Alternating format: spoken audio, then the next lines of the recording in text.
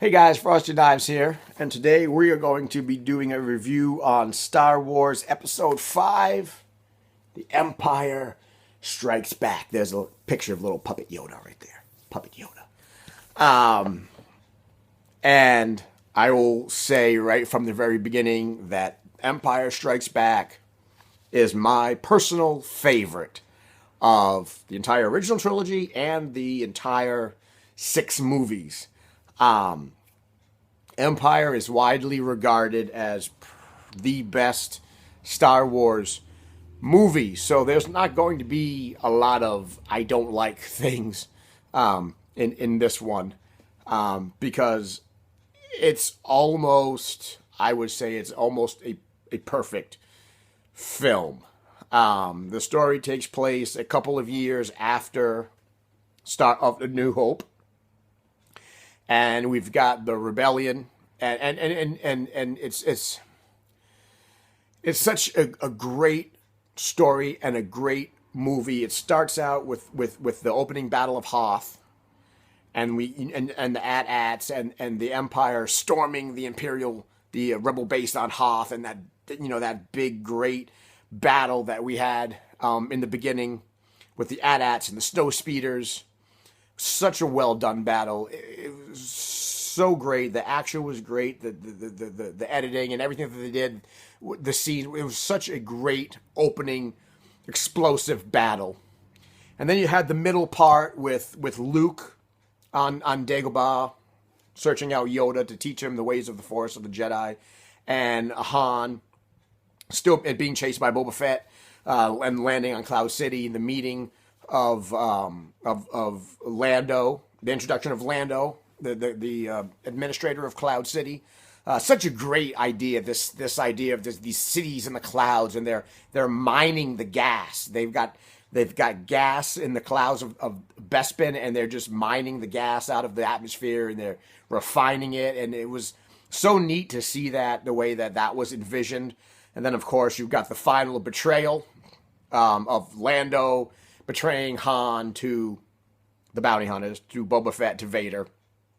Because Vader is now pursuing the rebels with a vengeance, because he's beginning to realize that Luke may in fact be who he thinks he is, his son. And then of course you got the battle at the end when Luke leaves Dagobah to go try to rescue his friends, and he faces off with Vader for the first time. And Vader tries to get him to join him, and Luke doesn't want to do it, and he's still young, he's still angsty, he's still angry, and they fight. And of course Luke is in no position to fight Vader at that point, because he's not fighting out of a sense of peace like the Jedi would have. He's fighting out of anger, and he's fighting out of wants to save his friends, and all these emotions. And then of course you have what is arguably one of the most mind-blowing reveals in cinematic history for the people who had seen Empire when it originally aired.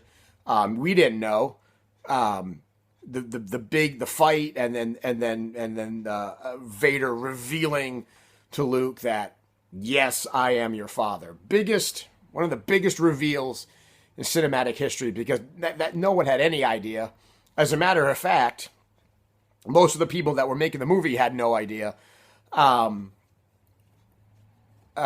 because I think there was a very small few. I think Mark Hamill might have known what was coming, and of course James Earl Jones, who voiced Vader in post-production, would have known what was coming. David Prowse, the one who's actually in the Vader suit, didn't know. He delivered a completely different line. So there was like 3 people that actually knew what the big reveal was at the end. And Empire ended on such a downer of a movie. Han frozen in carbonite, Luke with his hand cut off, realizing that he is now the son of the most ruthless bastard in the galaxy, and Vader trying to get him to come to his side. And everything was just up in the air. So when the Empire struck back with a vengeance. And then we had to wait years.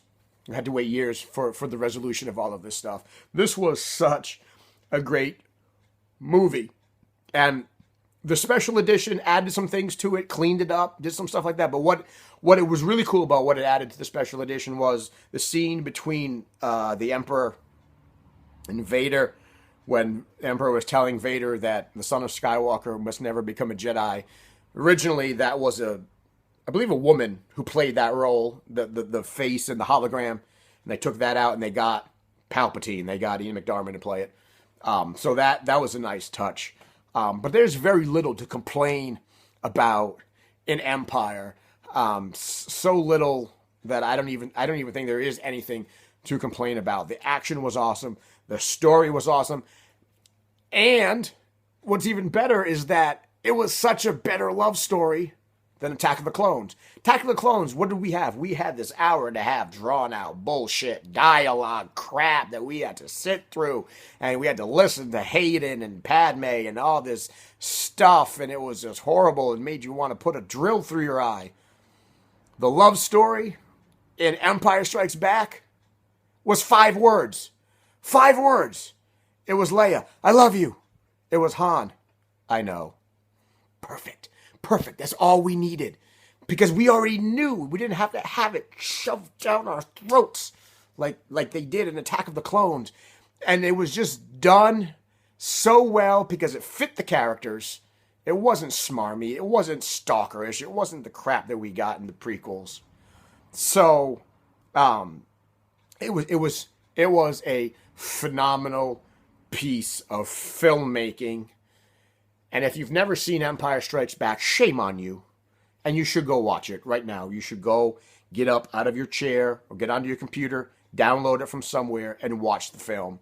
Because it is, even if you're not a Star Wars fan, it is a great film to watch. It's action from end to end. It's the Empire, and they've got the rebels on the run from beginning to end, and it ends on such a cliffhanger and such a reveal and such a downer that our heroes are scattered. One of them is in carbonite. One of them doesn't have a hand, and what's going to happen? And of course, we had to wait in real time when it came out because there was no internet. We just had to wait. We had to wait until Jedi rolled around. This movie gets a 5 out of 5. It's almost perfect. If this were Mortal Kombat, it would almost be a flawless victory. It was such a great film, and it was the best of the original trilogy, and I'll say it's the best of the entire 6 movies, and I can only hope and pray that The Force Awakens is, as 75% as good as Empire was. I mean, if Force Awakens turns out to be as great as Empire is, I'll be surprised. I'm just hoping that it's 50% as good or 75% as good as Empire, because Empire really is the measuring stick, I think, for Star Wars movies. So, guys, that's my review of Empire Strikes Back. We've got one more review, which will be Return of the Jedi. And then we've got a couple more days to wait, and we'll be reviewing, spoiler-free, of course, The Force Awakens. So, guys, if you like the videos, comment, subscribe, give it a thumbs up, share it. And as always, we'll see you in the next Star Wars review video.